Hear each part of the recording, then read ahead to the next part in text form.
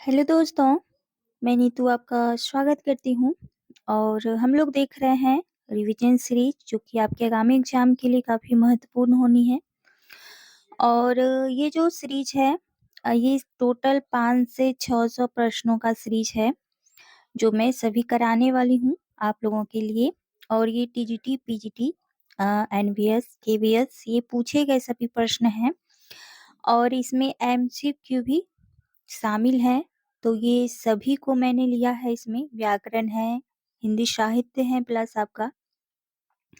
और जैसे प्रश्न पूछे गए हैं ये सभी शामिल हैं, ठीक है? और इसमें केवीएस और एनवीएस में भी जो सवाल पूछे गए हैं वो भी इसमें शामिल हैं, मैं बताते चलूँ।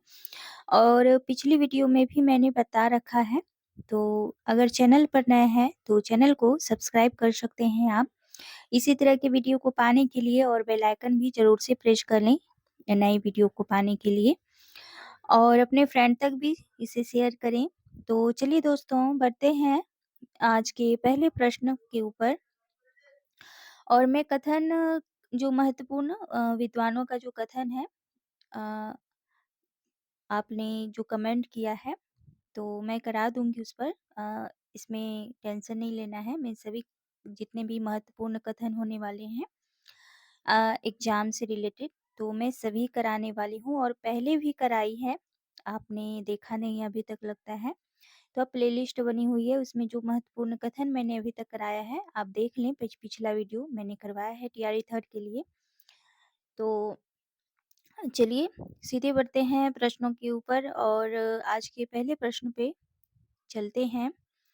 आज का जो पहला प्रश्न है पूछा जा रहा है कि निम्न में से कौन-सा शब्द स्त्रीलिंग है यहाँ पर। थोड़ा-सा टाइपिंग मिस्टेक है तो क्षमा चाहूँगी। तो कौन-सा शब्द जो है वो स्त्रीलिंग है और देखिए कि ये जो प्रश्न है बीपीएससी टीआरई में पूछे गए प्रश्न हैं और केवीएस, एनवीएस में भी आए हैं, तो इन प्रश्नों को थोड़ा-सा आपको ध्यान में रखना है। तो ये अरहर है, ठीक है? जो स्त्रीलिंग है, बाकी जो है चना, बाजरा, उड़द ये क्या है पुल्लिंग में आते हैं। आगे देखते हैं अगला प्रश्न क्या है कि छठी का दूध याद आना का सही अर्थ क्या है? तो छठी का दूध याद आना का सही अर्थ जो है ये बुरा हाल होना। और ये मैं बताते चलूँ कि आपका जो झारखंड जेटेट होने वाली है, जिसका आपने फॉर्म फिल अप किया है, तो उसके लिए भी ये लाभप्रद होने वाला है क्योंकि इसी तरह के प्रश्न वहाँ भी आपके पूछे जाएँगे, जो भी आप तैयारी कर रहे हैं उसके लिए। तो हिंदी क्षेत्र से हैं, तो उसके लिए भी आप ये वीडियो देख सकते हैं। तो बुरा हाल होना, छठी का दूध याद आना। चलिए आगे बढ़ते हैं अगले प्रश्न पे। बरस पड़ना, बरस पड़ना मुहावरे का सही अर्थ क्या होगा? अत्यधिक क्रोधित होना, वर्षा का होना, प्रेम करना या फिर सम्मान देना। तो अत्यधिक क्रोधित होना ये ऑप्शन आपका राइट होगा।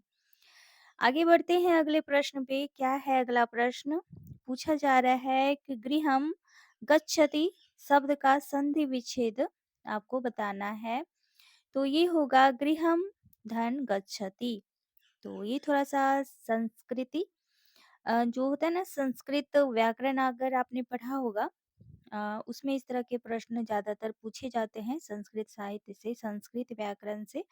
लेकिन ये एनवीएस और केवीएस में इस तरह के प्रश्न आते हैं, तो इसीलिए ये भी आपके लिए महत्वपूर्ण है। चलिए आगे देख लेते हैं। अगला प्रश्न है सचित्त शब्द में कौन-सी संधि है? तो ये है सचित्व संधि। तो डी ऑप्शन आपका राइट होगा। आगे बढ़ते हैं अगले प्रश्न पे। अगला प्रश्न है इनमें से कौन-सी रचना भारवी की है? तो ये है किरातार्जुनीय। तो डी ऑप्शन आपका राइट होगा किरातार्जुनीय। आगे है अगला प्रश्न है मालती माधव, मालती माधव रचना के लेखक हैं। तो मालती माधव जो है ये किसका है? तो ये है भवभूति का। ए ऑप्शन आपका राइट होगा। आगे बढ़ते हैं अगला प्रश्न है इनमें से कौन-सी रचना कालिदास की नहीं है? तो नहीं पे जोर रखना है आपको। तो अभिज्ञान शाकुंतलम, मालविकाग्निमित्रम, विक्रमावस्य और प्रतिभा नाटकम, तो प्रतिभा नाटकम ये इनकी नहीं है, ये दूसरे लेखक की है, तो डी ऑप्शन आपका राइट होगा। अगर आपको पता होगा, अगर आपने प्रीवियस प्रश्न पत्र देखे होंगे एनवीएस और केवीएस का, तो आप बता पाएँगे, क्योंकि ये जो प्रश्न है ये बार-बार पूछी गई हैं। तो ज़रूर से कमेंट कीजिएगा आप। चलिए आगे देख लेते हैं अगला प्रश्न जो है, मालविका अग्निमित्र नाटक के लेखक का नाम क्या है? तो अभी आपने देखा कालिदास द्वारा रचित है ये। चलिए अगले प्रश्न पे बढ़ते हैं। अगला प्रश्न क्या है? तो अगला प्रश्न जो है ये है, रामेन शब्द रामेन शब्द रूप में कौन-सी विभक्ति है? और ये इस तरह के जो प्रश्न आप देखेंगे, तो ये एस्टेट में जब मैंने दिया था एस्टेट, तो उसमें पूछी गई थी, बिहार एस्टेट में पूछे गए प्रश्न हैं इस तरह से, और बीपीएससी तैयारी में भी पूछे गए प्रश्न हैं, तो आपको विभक्ति थोड़ा-सा ध्यान में रख कर जाना है, क्योंकि आते हैं, ठीक है? तो ये तृतीय विभक्ति के अंतर्गत आएँगी। आगे देख लें कि जगत शब्द रूप में कौन-सा वचन है? तो ये एक वचन होगा, ऐसा नहीं कि जगत, तो ये बहुवचन होगा, ऐसा नहीं है। जगत जो है एक वचन के रूप में गिना जाता है। आगे देख लें सरिते। सरिते शब्द रूप में कौन-कौन सी विभक्ति है? तो ये चतुर्थी विभक्ति हो जाएगा, ठीक है? ध्यान रखना है सरिते में। आगे है कि निषद्य चरित रचना के लेखक कौन हैं? तो ये हो जाएँगे श्रीहर्ष। आगे बढ़ते हैं, इनमें से कौन-सी रचना दंडी की है? तो दंडी का जो रचना है दस कुमार चरित। दस कुमार चरित ये दंडी की रचना है। आगे देख लें, शिशुपाल वध के लेखक का नाम बताना है आपको, कौन है? माघ हैं, कालिदास हैं, हर्ष हैं या भास हैं? तो शिशुपाल वध जो अ, ये कृति है, ये है माघ कवि की। ए ऑप्शन आपका राइट होगा। आगे बढ़ लेते हैं थोड़ा-सा, क्या है? रामः गृहं गच्छति शब्द का हिंदी अनुवाद करना है, तो ये हो जाएगा राम घर जाता है, ठीक है? राम घर आता है नहीं, राम घर जाता है होगा, तो ए ऑप्शन आपका राइट होने वाला है। चलिए आगे देख लेते हैं कि सहयुक्ते प्रधाने में कौन-सा कारक है? तो ये करण कारक हो जाएगा आपका। कर्ता ने कर्म को करण से का यहाँ पर जो है सिंबल दिख रहा है आपको, सहयुक्ते प्रधाने, तो ये करण कारक होगा। आगे है प्रजा भय स्व स्ति शब्द में कौन-सा कारक है? तो ये संप्रदान कारक होगा। तो ये कारक को आपको अच्छे तरह से पढ़ के जाना है, क्योंकि इस तरह के जो प्रश्न हैं व्याकरण में पूछे जाते हैं। तो व्याकरण का आपको ज्ञान अच्छी तरह से होना चाहिए, चाहे आप 6 टू 8, 9 टू 10, 11 टू 12 किसी की भी तैयारी कर रहे हैं। व्याकरण अच्छी खासी पूछी जाती है, ठीक है? और हिंदी साहित्य और व्याकरण दोनों को समान रूप से आपको पढ़ना है। तो व्याकरण को थोड़ा-सा देख कर ही जाना है। आगे है, देख लें, प्रश्न है अपवित्र धातु रूप में कौन-सा लकार है? अब लकार भी आपको पढ़ना है, क्योंकि ये प्रश्न पूछे गए हैं। तो कौन-सा लकार है? ये हो जाएगा लंक लकार। तो सभी को ध्यान में रखना है, क्योंकि इस बार भी बीपीएससी तैयारी 3rd में ये प्रश्न जो है पूछे गए हैं। चलिए आगे बढ़ लेते हैं। अगला प्रश्न क्या है कि तिष्ठति क्या है?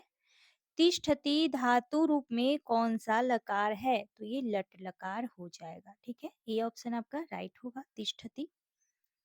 अब इसका तिष्ठति का जो है, तिष्ठति का अर्थ क्या होता है हिंदी में? ये भी आपसे पूछी जाएगी, क्योंकि पूछी गई थी इस तरह के प्रश्न। तो ये थोड़ा-सा आपको ध्यान रखना है कि तिष्ठति का जो है, इसका लट लकार क्या हो जाएगा?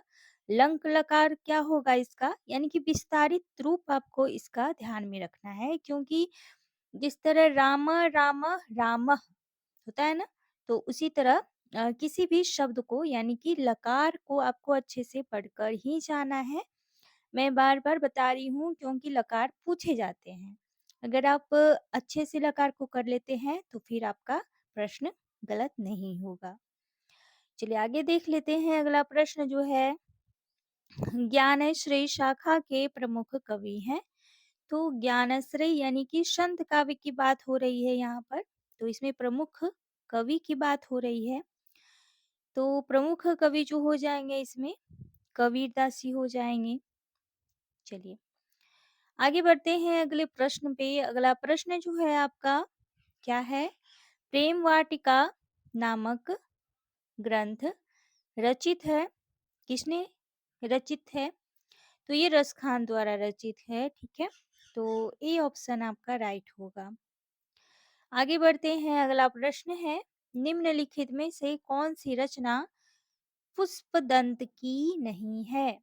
तो पुष्पदंत की सबसे पहले कौन-कौन सी है वो भी ध्यान में रखना है क्योंकि पुष्पदंत जो है ये कब के हैं? पहले इनका तो डेट पीरियड आपको ध्यान में रखना है तो 10वीं सदी के हैं, ठीक है?